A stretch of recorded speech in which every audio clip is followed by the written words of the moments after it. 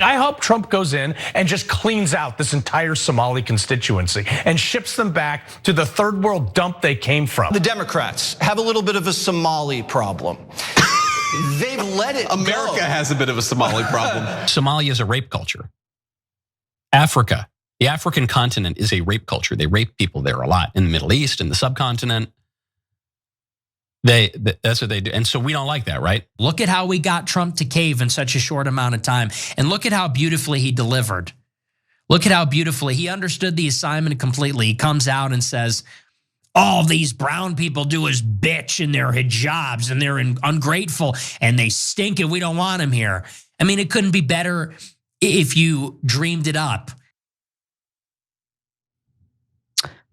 Conservative politicians and media figures are launching some pretty racist attacks against Somali immigrants, Somalis in general. I mean, they might not even be immigrants. They might be American citizens with Somali heritage. But just very briefly, I would like to address what we just heard about Somalis having a rape culture. How about our federal government covering up the Epstein files and the rape of minors? How about the fact that that was very likely a blackmail operation carried out by Mossad, which of course is Israeli intelligence? You want to talk about Israeli rape culture? I'd love to talk about Israeli rape culture. How about all the American Jews who flee to Israel to avoid charges of rape and pedophilia? Anyway, not to make this about Israel, but if you want to talk about rape culture, rape's been in the news quite a bit lately. We can talk about rape culture. And it's don't disgusting. Don't forget the cybersecurity official that came here to rape underage American girls, and then we let him go because beloved Israel has their rape culture and we can't criticize it. Israeli IDF soldiers raped Palestinians in prison. It's on video. It's clear. So look, guys. We're saying if you're going to say that, we can point out the hypocrisy here. The reality is, of course, no country or continent has a rape culture overall. What winds up happening is either isolated incidents or a system that is too permissive and dehumanizes others, as Israel has done to the Palestinians. But no one is collectively guilty. That's insane. So Michael Knowles was the one who made the comment about the rape culture because of course he's a host at the Daily Wire and their bread and butter is to divide Americans to the best of their abilities, constantly focusing on identity, who's dangerous, who you should hate. I mean, if Daily Wire didn't focus on that, what would their content be? They're disgusting. Anyway, let's watch more of what JD Vance had to say during an interview because he made a pretty ridiculous claim about how Somali immigrants are to blame for all of your problems. What's going on in Minneapolis, I think, is actually representative of a broader fraud scheme that we're gonna see all over the country. We're gonna see it in California, we're gonna see it in other places too, where people get rich from the American taxpayer. The Somalian fraud, for example, daycare fraud. You've got Americans, we've got programs set up to make it easier for Americans to get their kids in daycare so they can have proper childcare. You take that money and you siphon it off to Somalian fraudsters, that's a double theft. Number one, that means a lot of American families can't afford their child care. Number two, that means a lot of American taxpayers are being fleeced. It's totally unacceptable. Let me be abundantly clear about something right now, okay? We have a fraud problem all over the country when it comes to these programs because our politicians are incompetent buffoons. No state has a bigger fraud problem when it comes to public programs than California. But no one's focusing on California because there isn't a group of Muslims that can be demonized and fear-mongered about. So the fraud that's happening in my state, totally okay. I mean, maybe there'll be, I wrote an entire lengthy investigative report about what's going on in California. No one cares, no one cares. Yeah. So the idea that fraud is inherently a Somali problem is insane to me. How about our government officials don't know how to do their jobs properly, don't know how to carry out these programs properly to ensure that fraud doesn't take place? How about that?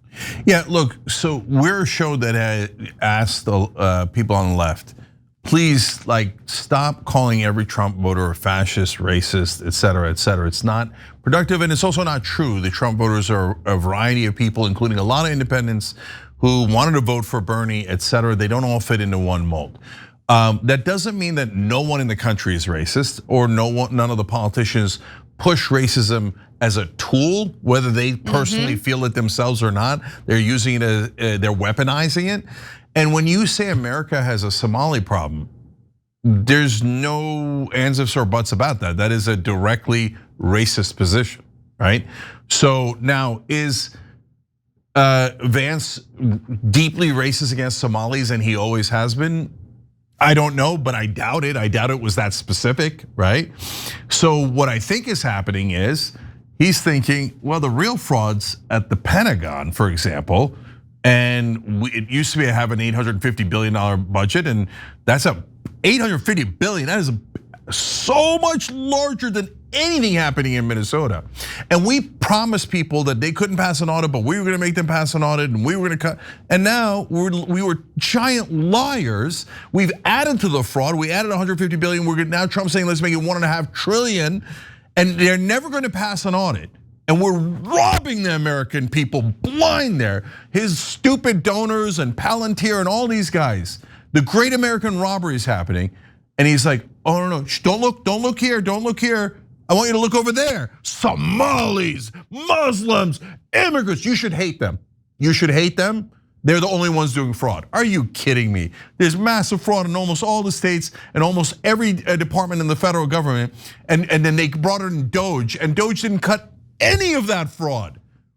They went after like random federal government workers, the average American, and they couldn't find 35 billion in oil subsidies. They're liars. JD Vance represents the rich, powerful elites, and he's using racism as a tool and a weapon. And all of the people that you saw in those clips, they're giant liars. And they're trying to divide you, and they're trying to mainly get you to not look at the actual robbery, but hate one another so that you're busy fighting each other while they rob the place blind. Meanwhile, Elon Musk, who recently made amends with President Donald Trump, reacted with the 100% emoji to the following post. Don't forget, Noble Mobile saving you a ton of money. So a lot of people are signing up now and beginning to realize, what the hell, why am I paying so much to Verizon and AT&T? So your bill's only $50 a month, but it can actually be less because they give you money back if you don't use your data. So if you're paying more than $50, there's no reason to not switch. It's crazy not to switch because same phone, same number, same contacts, literally nothing changes. TYT.com/switch, TYT.com/switch. All right, we'll be right back. It says, if white men become a minority, we will be slaughtered. Remember, if non-whites openly hate white men while white men hold a collective majority, then they will be 1,000 times more hostile and cruel when they are the majority over whites. White solidarity is the only way to survive. I mean, just, okay. So again, Elon Musk responded with 100, meaning he agreed with that. But Ryan Grimm's response to Elon Musk is worth a read. He says, the South African racial mongering is so out of place and time here, it's bizarre. Go to any sports bar on a Sunday, you'll notice this country is not the apartheid regime you grew up in. That's exactly right. And I remember once like fall began and I happened to be in New York City. Oh, the weather was amazing. And I just remember walking through the streets of New York City and feeling like so good about how wonderfully diverse. Like what makes New York City incredible is the diversity, like all the different restaurants and different cuisines and different cultures. Like that is what, in my opinion, makes America the best country. It's like we have the best of the world coming together. And so like this weird brain rot issue that like Elon Musk is obsessed with, like you go to therapy, deal with your own problems. Okay, but stop engaging in this ridiculous rhetoric that's only meant to divide Americans based on their heritage, right? I see myself as an American. I love and celebrate my Armenian heritage, but at the end of the day, I'm an American who loves this country, and I just absolutely loathe any politician who's gonna try to convince me that I should be afraid of anyone who just looks different from me. Yeah, and it's also projection. So they're like, oh, imagine if they become the majority, they would probably deeply abuse the minority. or that's what's in your head and what you think is what people would naturally do. And Elon comes from South Africa, where he grew up in an environment where the white people were a minority, but they had all the power, and they treated Africans in South Africa as despicably as you could possibly imagine. Apartheid was literally making racism the law of the land and saying that black people are inferior, etc. And I guess Elon thinks, well, that's just going to be the system either way. And if it turns out white people don't have enough power because they're a minority in a democracy, well, I assume that the other side will do what we did in South Africa, which is brutalize the people without power. No, you don't have to do that. Yeah, go ahead. Yeah, I totally agree. And look, I do not in any way defend anyone who says gross, disgusting, discriminatory statements about white people either. And if you're on the left and you're against discrimination, you should be against all forms of discrimination. You should keep in mind that every action has an equal reaction. So if you think it's okay to go around and say racist things about white people based on the color of their skin, you're gonna receive backlash, and that backlash is not gonna be pretty.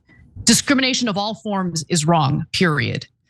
Yeah, look, we stood up against some of the most extreme abuses of DEI and telling white women to shut up at work and listen and all that garbage. But that was overreaching, and it went too far, and now it's gone, right? So, but this idea that white people are deeply oppressed in this country, no. So one of our members just wrote in and saying about Minnesota, look, they said from an African-American perspective, we always knew that we could get shot at any moment from the cops, etc., and we didn't have any power. He's like, I think white people are freaking out because they're now beginning to see all the citizens are starting to be treated like black people. And anyone could get shot by the cops at any moment. She was a 37-year-old white woman with 3 kids at home, etc., right?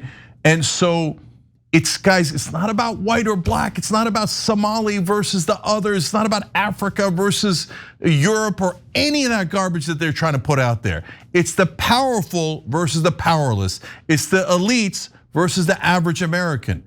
It's not Republicans or Democrats. It's not even right versus left.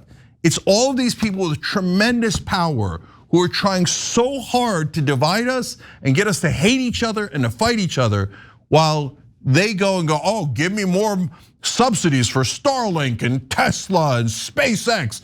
I want. And I don't want anybody to notice, so I'll cut from the powerless, I'll attack the powerless. And at this point, that's all Elon Musk has got. You should pay attention to the subsidies he's getting and how much he's taken from the American people. He's taken billions off of us. When are we getting that money back, Elon? Preach. Every time you ring the bell below, an angel gets his wings. Totally not true, but it does keep you updated on our live shows.